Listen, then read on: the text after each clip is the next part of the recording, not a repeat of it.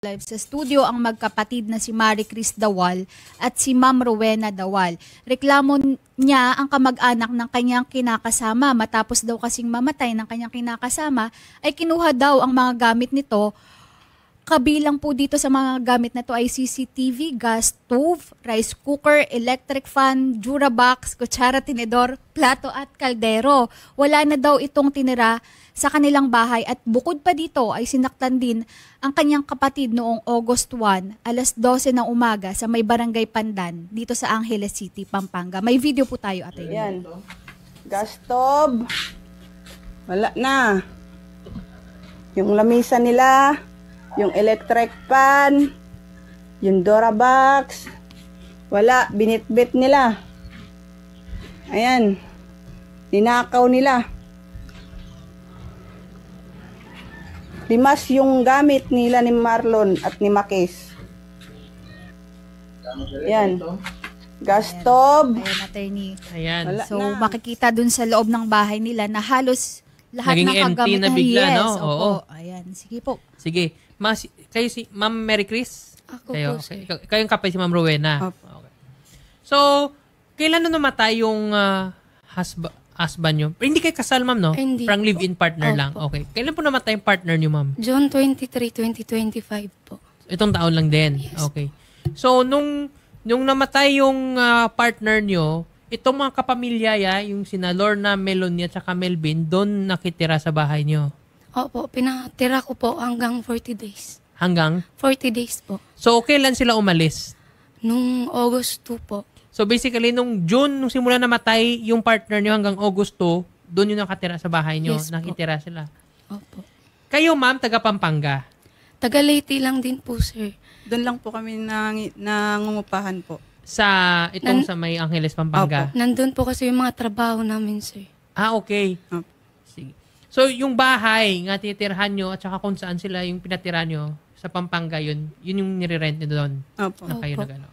Ito ba sila, ma'am, yung pamilya nila, yung sina Lorna, Melonia, Melvin, taga saan ba to sila? Taga Leyte po. Taga Leyte din? Yes po. Okay.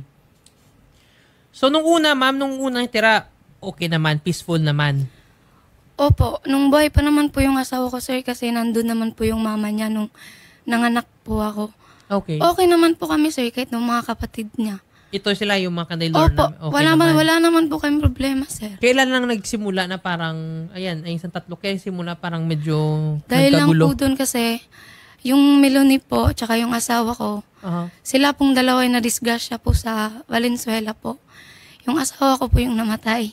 Okay. Tapos, yung nakadisgrasya po sa kanila, binayaran sila ng 500K. Okay.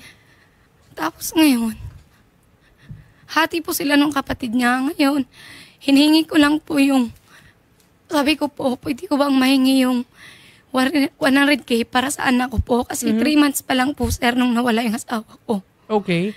Kasi, wala pa po akong trabaho nun, sir. Bali, hindi ko alam paano mag-umpisa. May pera naman pong natira yung asawa ko sa last sahod niya, pero tutusin kulang po. So, sa 500K, ma'am, nga in-award sa kanila, di ba dapat hati? Yung 250, Opo. dalawa lang naman sila ng aksidente, Opo. di ba? So, yung 250 kay Melanie. Opo. Dapat yung 250 na isa sa husband mo yan. Opo. Pero wala silang binigay sa'yo. Binigay na po nila, sir, nung pinabarangay na po namin. Magkano yung Pero, binigay nila? 98K po. 98 lang. Pero actually, pag sa mga ganang senaryo kasi, kahit hindi kayo kasal, kasi may descendant to si, ang pangalan ng husband mo? Marlon Ayun. po. Kasi may descendant si Marlon, which is yung anak nyo. Opo. Di ba, inangkin nga anak niya naman yan. Opo. Di ba? Sa kanya dapat yung pupunta eh.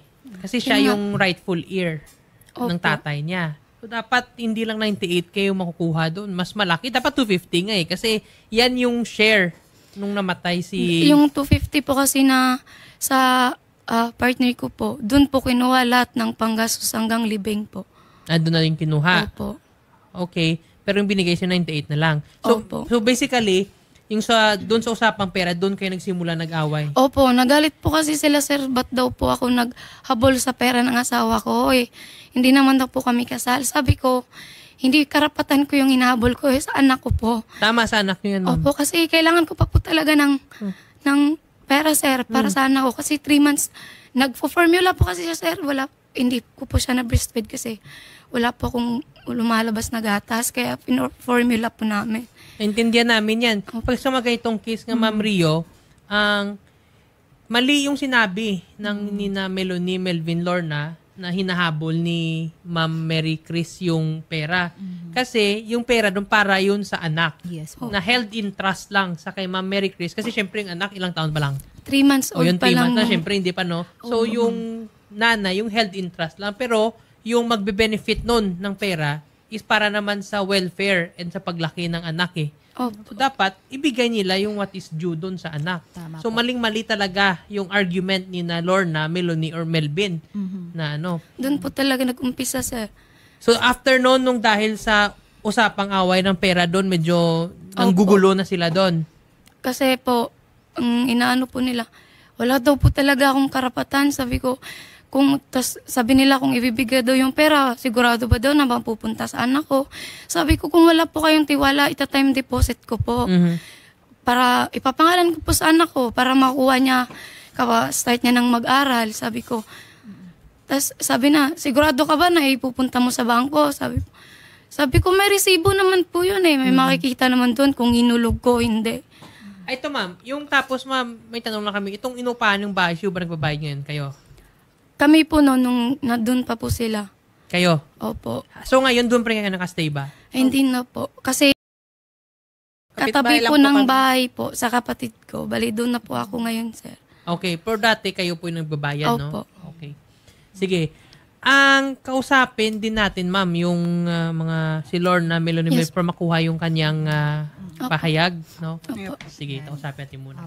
Good afternoon po, Ma'am Lorna, Ma'am Melanie, and Sir Melvin. Oh, sir. Ayan, good afternoon. Oh. Yung bahay na yan, kami na nakatira. Umalis na si Makis, naglipat na siya doon sa kahit ate niya, nagburol pa. Hanggang ng umpisa ng 40 days, umalis na sila. Kami na nag-rent sa bahay. Nagbayad sa bahay at saka yung matobid. Ma'am, teka lang, ma'am. Wait lang, ma'am. Hindi pa kami nagsimula sa inyo eh. Huwag kayo masyadong defensive. Ngayon, ma'am, ganito yung mga...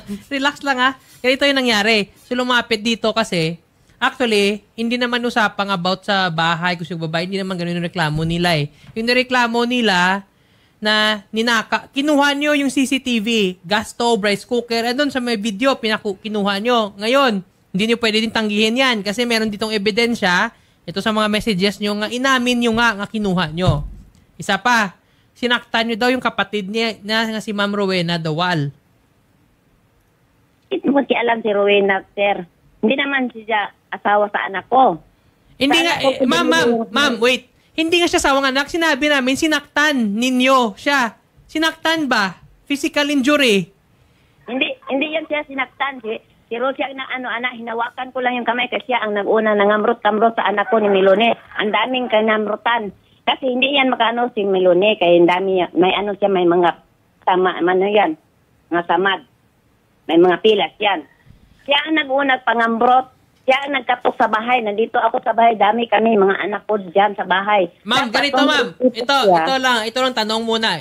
Dito tayo sa unang issue. Bakit nyo kinuha yung mga gamit doon sa bahay na hindi naman kayo may-ari? Ayan na. Oh. Dinala namin yung mga gamit kasi umalis na sila. Yung mga gamit kang maruriyan sa anak ko. Kami ang nagkatira sa bahay na umalis na sila.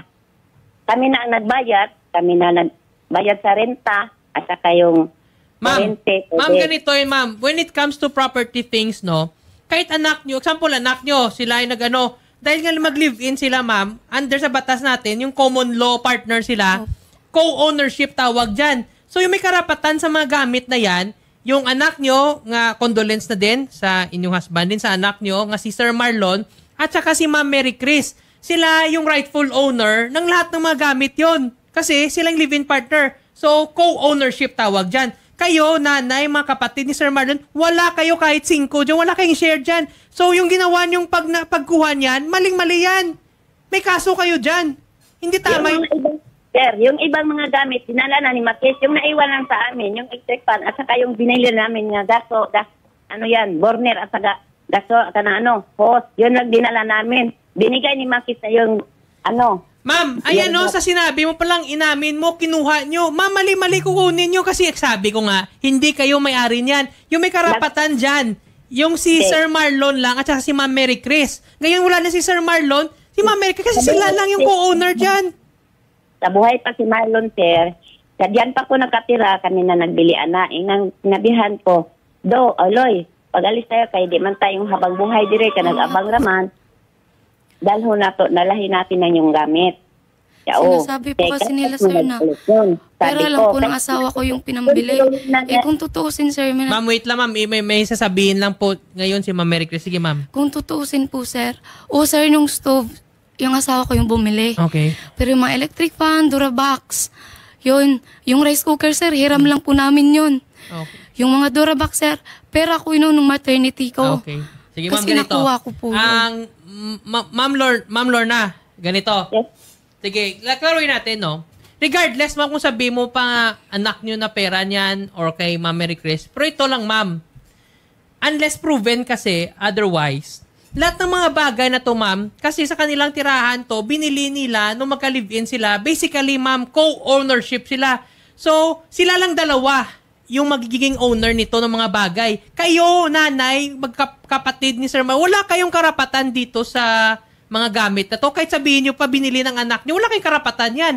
Sa anak nyo at saka sa kay Ma'am Mary. Kaya ma'am, mali talaga na pinangkuhan yung mga gamit dito. Alam nyo, pwede kayo makasuhan ng theft yan. Di ba? Pinili sa anak ko. Kasi yung iba, dinala na nila pag alis ni Makis. Yan, so pagburol pa lang, umalis na siya sa kay ate niya. Yung bahay nang iniwan niya, kami na ang nag-umpisa habang nagburol pa. Tapos ng pag 40 days. Yun. Kami na ang nakatira ng bahay. Umalis na siya, pupunta na siya ang ate niya. Wala na sila sa amin. Wala na tingog-tingog, di na mamansin. Natingala kung anong nagbuan na sila, murag na suko na sa amua. Ito pa, ma'am, isa pa, ma'am. Alam nyo may apo kayo dito sa kay Ma'am Mary Chris? Sinabihan ko si Rowena. Sabi niya, te, ano yung bata? Hindi, amo suportahan. Binilihan ko ng gatas. Binilihan ko ng gatas dyan. Bili ako ng gatas. Ma'am, ito, ma'am. Kasi, aside, ma'am, dito, ma'am, no? Kasi, actually, ma'am, kahit ano sabihin mo, ma'am, mali pa rin eh. Kasi yung gamit, ma'am, hindi ka may-ari niyan. Kaya nga, ang sabi nga sa batas, diba, you can only dispose of a thing if you own it. Meaning, ownership nasa iyo. Hindi kang owner nito eh. Kaya kahit anong sabihin mo, ma'am, mali ka talaga. Okay. Next. Yung sinabi niya na na-aksidente daw si Melanie at saka si Marlon. Merong settlement na 500,000. So, dapat hati yan. Yung kalahati kay Marlon, kalahati kay Melanie. Ngayon, ba't nyo inaway to si Mary Chris na sinasabi nyo bakit siya naghahabol ng pera? Actually, hindi siya naghahabol ng pera. Para yan sa anak. O nga po, ganito, sir. Tawagin natin sa pangalang Boy. No? Si Boy. Para kay Boy yan. Siyempre, 3 months old. Siyempre, yung custody muna, held in trust muna, sa nanay. 'Di ba? Pero yung pera niya gagamitin yan sa pagpalaki sa anak. So, ba't nyo siya inaaway? Kalahati. Yung sa akin, sir, kalahati. Kay Marlo, kalahati. Doon na namin yung sa kabaong 100, tapos yung pagburol, lahat yung sa cemetery. Wait lang, sino ba yung sasalita ngayon? Si Melanie po, sir. Ito po yung... Okay. May burol, may mga ano, sige. Magkano lang ginastos nyo doon? Sa kabaong, sir. Yan, sa kabaong pa lang, 105 na. Hindi, wait lang. By the way, nung sa kabaong na sinasabi nyo ba, nag-consult kayo dito kay Ma'am Mary Chris kung pumayag, okay naman. Sige, sabihin okay yan. Magkano sabi mo? 105 yun, 112 yun, sir. Tinatawaran ng kapatid ko na 105 na lang. Yung final lang na ano, yung figure, 105. 105 po. Okay. Next, ano pang ginastos doon? Ginastos doon sa bahay. Kung ano yun, nandito yung resibo sa kanila. Sa kanila yung pera. Hindi naman namin alam kung magkano ginastos nila. Okay. So magkano yung binigay mo dito sa kay Ma'am Mary Chris? Magkano yung binigay nyo? Yung ngayon, sir, yung inabot namin ngayon o nung nakaraan pa na disgrasya kami. Yung buo, magkano yung total na binigay nyo dito? 98, sir. 98. Oo, sobra na nga. Sabi ko nga, sobra na yan. Sige. Ganito yan, sir. Kasi mukhang ang ugat talaga nung nag-away kayo dito dahil dyan eh. Dyan nagsimula yan eh sa kuha ng pera. Tsaka syempre yung mga kinuha yung mga gamit. Ngayon, ganito na lang. Tanungin namin, ma'am, gusto niyo ba kausapin to sila kung baka pwede kayong mag-usap kung anong ma-reach yung agreement dito. Gusto niyo pa ba maibabalik to, convert to cash na lang to yung mga kininakaw, yung mga kinuha nila? Gusto lang po namin, sir, nakasuhan sila po. Kasuhan talaga. Opo. Okay. Kayo, ma'am? Kasuhan po, sir. Kasuhan. Kanina may nakita kaming ebidensyang video parang nag-away kayo. Actually, attorney, Opo. bukod po dun sa pagkuha ng kanilang mga gamit, ay nagkaroon din po ng sakitan which is involved po itong magkapatid na si Ma'am Mary Chris at si Ma'am Rowena, pati po itong kabilang partido, sila Ma'am Lorna, Ma'am Sir Melanie at Sir Melvin. Actually, may video din po tayo dito, attorney. Baka pwede natin Opo, na flash makikita na nagkakasagutan po muna sila bago nangyari yung pananakit. So, ayan, attorney. Ito yung video na... Hawak ko pa yung anak ko na 3 months. Bastusan ba tayo? Bastusan ba tayo? Bastusan nga tayo? Kuya, Alas 12 na. Respeto! Respeto! Kung irespeto mo! wala kayo respeto!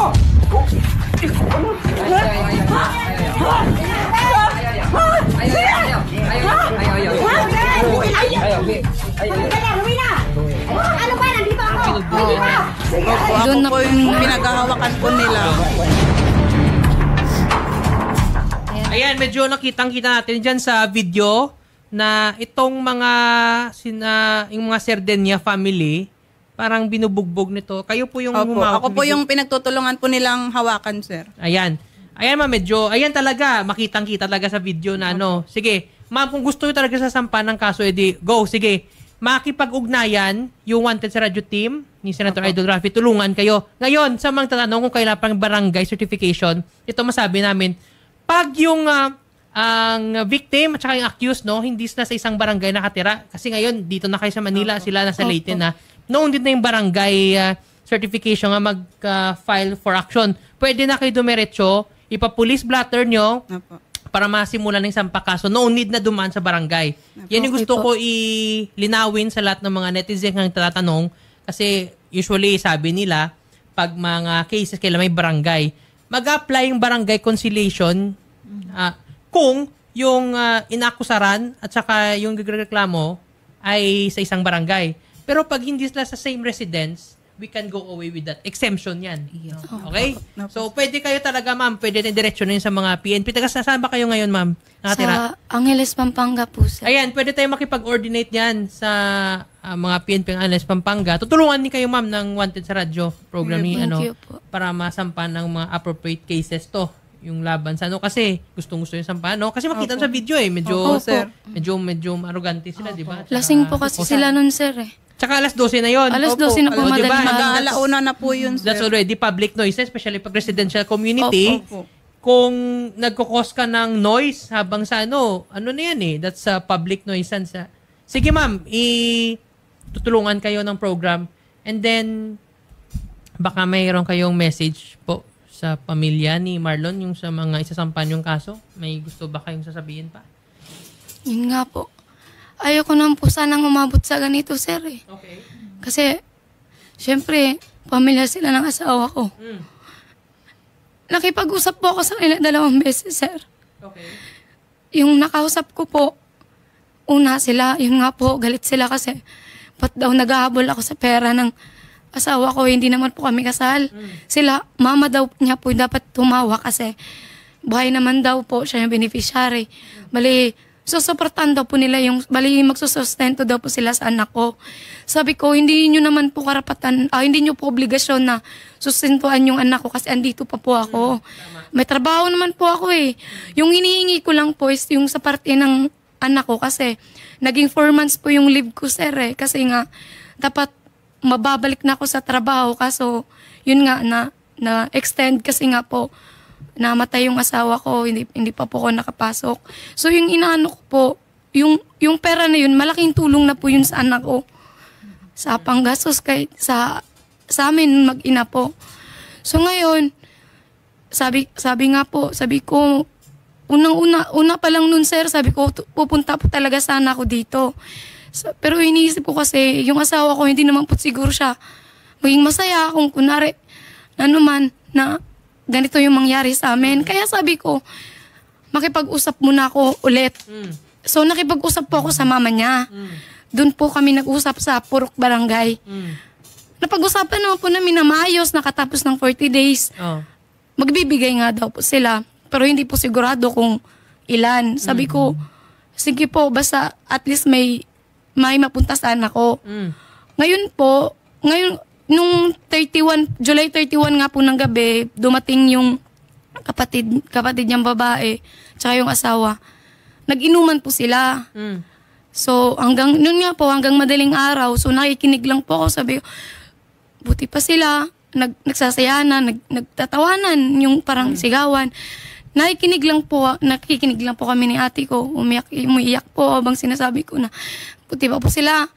Parang, nakalimot, hindi naman po siguro nakalimot, parang, masaya po sila. Sabi ko, kaya nung umabot na po ng alas 12, yung anak ko po kasi, sir, nagugulat. Kasigaw po nila, parang nagugulat yung anak ko, di ko po makatulog, tapos umiiyak. Kaya yun, sinita ng kapatid ko, doon na po yung nangyari yung away. Sabi ko nga po sa kanila, kung wala lang sakitan, balang bunganga, kahit sabi lang kung anong gustong sabihin. Basta hindi lang sana po sila nanakit. Kaso, nung nangyari po kasi noon, muntik, hawak ko po yung anak ko, natulak po, hindi naman po sinadya ng mama niya, bali natulak po, muntik po ako matumba, hawak-hawak ko yung anak ko. Tapos na ganun po yung kamay ng anak ko, dun naghahawakan na nga sila yung pinagtulungan nilang hawakan yung kapatid ko. Kaya kinabukasan, nilagnat po yung anak ko. Sabi ko po nung nag-usap kami sa barangay, nilagnat nga yung anak ko, sabi ng mama niya. Sabi lang po ng mama niya, matagal naman na yung nilalagnat eh. Yung parang hindi ko alam kung may pakiba po sila sa apo nila. Sige. Iniisip po nila yung kapakanan anak ko ng po. anak nyo, no? Opo. Ma'am Lorna, Ma'am Melanie, Ma'am Melvin, ayan na, narinig nyo yung pahayag ni Ma'am Mary Chris, no? Parang mukhang nakalimutan nyo yata nga kakamatay lang ng anak nyo, yung kapatid nyo, tapos magpa-party-party na kayo. Parang there's no sense na parang remorse, parang nag-sorrow man lang kayo. Parang hindi, ano? I think pa-party-party pa kayo. Tapos hindi nyo man ang inisip na nung time na yon, gabi na, alas 12 na, aside yan, kukos kayo ng public nuisance sa mga neighbors nyo, dito mismo sa anak ni Ma'am Mary Chris na 3 months old pa lang. Siyempre, kailangan yung pahinga. Yung ingay-ingay nyo, hindi man lang kayo nag-aalala dyan, hindi namang iniisip yung kapakanan ng apo nyo.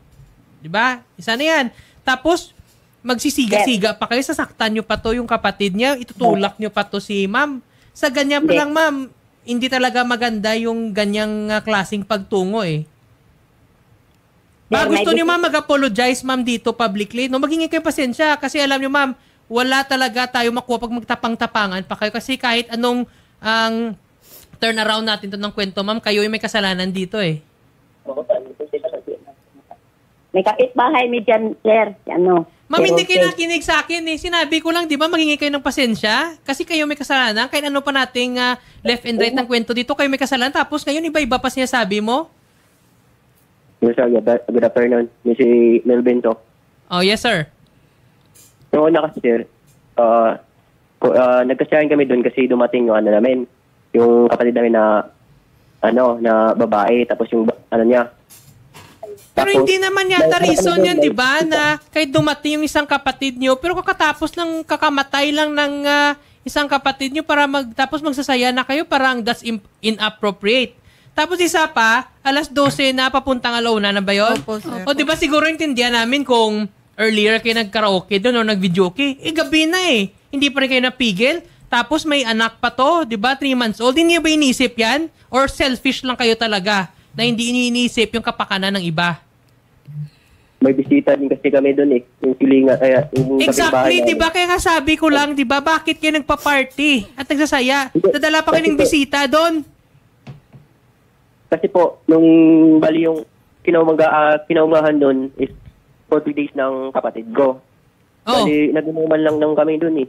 Sa loob ng bahay. Ito lang sir, ganito. Kasi ako sinabi ko na kung gusto nyo humingi pasensya, humingi na kayo. Hindi mo kailangan mag-explain kasi kahit anong sabihin mo dito, mali kayo. In the first place, dapat hindi kayo nag-create doon ng public nuisance. Gabi na, past 12 na, midnight, nagpa-party kayo, maling-mali yun. Kahit sabihin nyo pa may bisita kayo, it is not an excuse. Number 2, kakamatay lang kapatid nyo, tapos pa-party kayo, mahiya naman kayo. Pangatlo, bata pa yung anak ni ma'am, 3 months old. Tapos yun yung gagawin nyo, mag-iingay doon. Parang mga ingrato kayo, pinatira na kayo nga doon sa bahay nila eh. 'Di ba? Tapos dahil makita pa sa video, kayo pa yung siga. Sinasaway na kayo. Nire-reprimand kayo nga, pwede. Nakikiusap na nga na kung pwede stop na kasi maingay yung bata. Ano? Kayo pa siga-sigaan, manulak-nulak. Hindi, sir. Pwede mag-site. O kaya ngayon, ito na, wala pa, hingi kayong pasensya, hindi? Hindi pa, sir. Hingi kayo, hindi? Hingi po.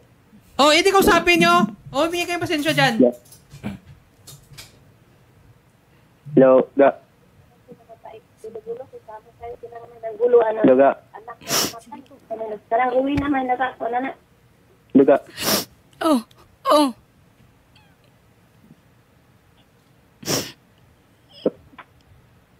Pasensya ito ko na nabuhat na mo. Nagtapang-tapangan ka pa sa akin, di ba? Sinabi mo sa akin. Nasaan yung tulfo nyo? Nasaan yung abogado nyo? Di ba, inamon mo ko? Inamon mo ko. Sabi, ayoko sana. Kaso inamon mo ko eh. Puro lang kami satsat. Kasi sabi mo, nasaan yung tulfo nyo? Nasaan yung abogado nyo? Iharap nyo sa amin. Inaantay lang naman namin eh. Ayoko sana talagang dumating sa puntong ito. Kasi kahit pa paano, tinuring ko pa kayong pamilya ng asawa ko. Mahal ko yung kapatid nyo. Kaya, iniisip ko ba din, kung buhay man siya, hindi siya gustong mangyari to. Pero, ba't dumating sa punto na nanakit kayo? Inaamon nyo pa na puro babae kami. Nung dumating na yung bayo ko, sinabi nyo, ba't takot kami? Ba't tumawag kami sa bahay? Ba't nag-lock kami? Kasi nga kami, umiiwas lang kami. Kasi ayaw namin ng gulo. Pero ba't sinasabi nyo pa na takot kami? Umiiwas lang kami sa gulo eh. Kasi nga, syempre, pamilya ka ng asawa ko. Ayokong mas lumala pa sana. Pero ikaw yung siga, di ba? Inamon mo ko. Nasaan yung abogado nyo? Nasaan yung Rafi Tulfo nyo? Ayoko sana talagang umabot sa puntong ito eh. Mau ganiga. O kung ang niya to, nakainambod niya to, bisan, respeto, ang tamis yung mga ate, kay di man eh, di ba, kailangan ka na mo. Hindi nyo nga ako nirespeto na asawa ko ng kapatid nyo eh. Hindi, ako kasi, di ba, sinabihan na kita, sinat na kita, pagkatapos yung 40 days, saka na tayo mag-usap ng pera. Oo, di ba? Sabi ko nga, nag-usap na kami ni mama. Ba't nyo pa sinaktan yung kapatid ko? Nandun ka, hindi kung si... Oo, kita naman sa video, di ba, na hinablot? Huwag mo nang tanggihin na hindi mo sinaktan. Meron dito medical certificate from medical legal cases. Abrasion, left forearm, right ancillary. Meaning, meron talaga ito. Ito may proof dito. Kaya kayo, no, kakasabi ko lang Melanie, Melvin, Lorna, magpahingi na kayong pasensya. Baka papatawarin kayo dito ni na Ma'am Mary Chris at saka ni Ma'am Rowena. Alam niyo, huwag na kayo magpatapang-tapangan pa. Kasi kayo na talaga may kasalanan as broad daylight eh, no? So, humingi kayo ng pasensya sa kanila. Baka sakali magbago isip nila tsaka di kanila sampa ng kaso. Kung ganyan yung attitude mo, na parang siga ka pa, ay nako, sigurado sasampa kayo talaga ng kaso dyan. Hindi naman po. Ano lang? Ano tapos yung siga-siga ka pa, nga hinahamon mo to sila? Eh ngayon, saan ka? Yung pang-insulto po nila sa akin, sir. Kaya, ito Melanie, maghumingi ka ba ng patawad dito? Gusto namin marinig yung humingi kang pasensya dito. Yung sincero kayo. Hindi yung tipong pasiga-siga ka pa dyan. Po, pasensya na po sa mga nangyari. Sa lahat. Yan na? Hindi mo man lang kinausap dito yung sinaktan mo ito ba yung sumakit sa inyo, Ma'am Rowena? Ay, ikaw pala, Melanie, pala yung nagsakit dito. Hindi ka lang humingi sa kanya pasensya? Pasensya na, Rowena. O ba't parang siga ka pa? Parang napilitan ka? Rowena. Pilitan ka lang. Ano, gusto mo itutuloy nila to? Pasensya ka na. Pasensya ka na. Kasi ang ginawa mo kasi, pinuktok mo masyadong malakas eh. Nandiyan naman si Mama. Nanisip pa, sir. Ay, Melanie, alam mo sa ugali mo na yan, ipapatuloy talaga tong kaso laban sa'yo. Gusto mo ba? Parang ba't mo ba sinisisi dito? Ikaw na nga may kasalanan. In the first place, walang karapatan, saktan to sila. Hindi naman po. Ano hindi naman po? Sinaktan mo na nga, tapos sabihin mo hindi. Bigay ito na lang. Ano, magiging ka pasensya, hindi? Masensya na po Oh, sa mga nangyari. Ma'am. Kahit ano pong sabihin nila, sir, kakasuhan po talaga namin sila, sir. Okay, sige. Ayan, narinig natin lahat. Kahit anong pang sabihin mo, kasi parang hindi ka pa remorseful, Melanie. Binigyan kita ng pakataon kanina nga humingi ng pasensya, pero parang siga ka. Ayan, tuloy. Sila Itutuloy pa yung talaga ano. yung kaso. Pasensyahan na tayo dyan. Tutuloy nila yung kaso laban sa inyo, sa pamilya nyo. Sige po, ma'am. Ang tutulong po yung team ni Senator Idol Raffy Tulfo Thank you po. para makakamit Maraming ng salamat po, hustisya sir. dyan. Masampa natin ang kaso. Thank you, Okay? sir. Thank you Salamat, po. sir. Samahan po Salamat namin po, kayo. ma'am. Sasamahan po kayo ng reporter namin, ma'am, para Sige po. makapag-file po dito sa Angeles City Police Station. Sige Thank you po, ma'am. Okay po. Okay, maraming salamat din po syempre kay Ma'am Lorna Sardenya, Melanie Sardenya at kay Sir Melvin Sardenya sa pagsagot ng aming tawag at pagbibigay po ng kanilang panig. Ayan, news break po muna tayo. Oras natin 3:37 ng hapon, ang oras at programa